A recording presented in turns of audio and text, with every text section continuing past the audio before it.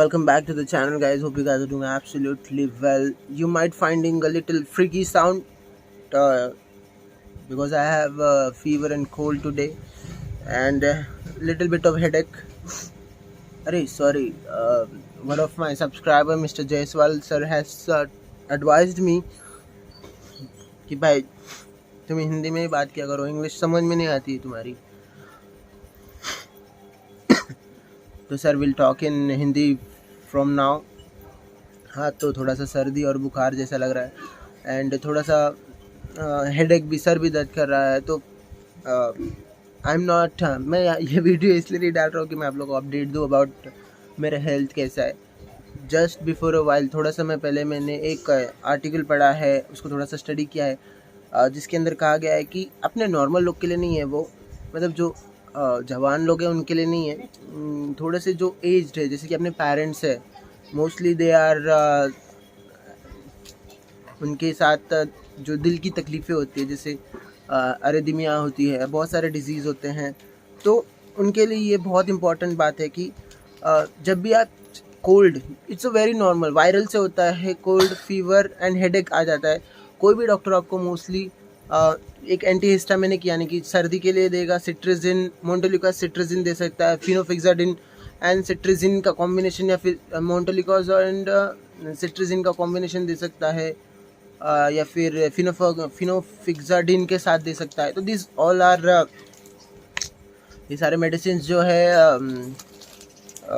Antihistaminic है. और जो एजिथ्रोमाइसिन है, एंटीबायोटिक है, जो कि मोस्टली थ्रोट इन्फेक्शन, जो सर्दी के में मोस्टली हो जाता है कि आपका गला भी बैठ जाता है, तो आप नॉर्मली ओटीसी में भी ले लेते हो एजिथ्रोमाइसिन.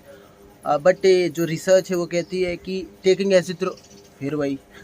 एजिथ्रोमाइसिन को अगर आप किसी भी एंटीहिस्टामिनिक मेडिसिन के साथ लेते हो, तो आपका जो टी वेव है, जैसे कि इलेक्ट्रोकार्डियोग्राम होता है, इसको हिंदी वर्ड नहीं है, इलेक्ट्रोकार्डियोग्राम है, जो कि आपकी दिल की धड़कन को एक ग्राफ पे दिखाता है. उसके अंदर आपका जो टी वेव है वो उसका जो टाइम है इरेगुलर हो जाता है, तो जो कि रिलेट करता है आपके ब्लड फ्लो का, जो कि आपके हार्ट में जाएगा और हार्ट से बाहर निकलेगा.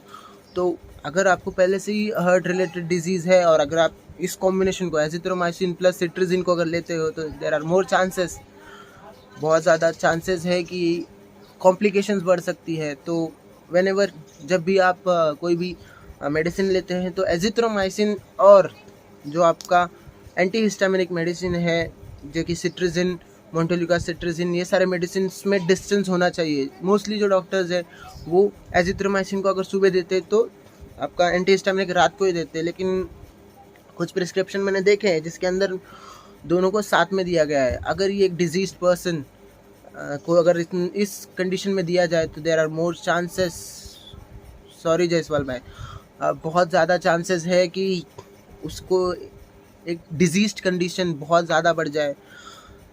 एंड ये मोस्टली जो अपने वीडियो है, मैंने देखा है कि 18 to 35 एज के लोग ही अपना वीडियो देखते थे. This is for updating, I am for the parents, उनके पेरेंट्स के लिए है कि इतना याद रखना है, कभी भी एजिथ्रोमाइसिन और सिट्रिजिन या फिर मोन्टेलिकोज साथ में नहीं देना है.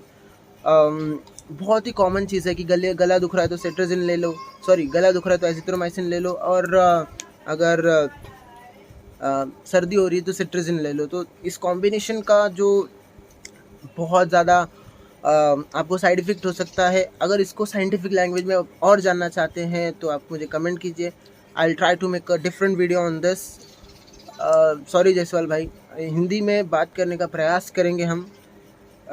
तो ये इसका समराइज़ करें तो एजिथ्रोमाइसिन और सिट्रिजिन को कभी साथ में नहीं लेना चाहिए. विद दैट, जय हिंद, जय भारत.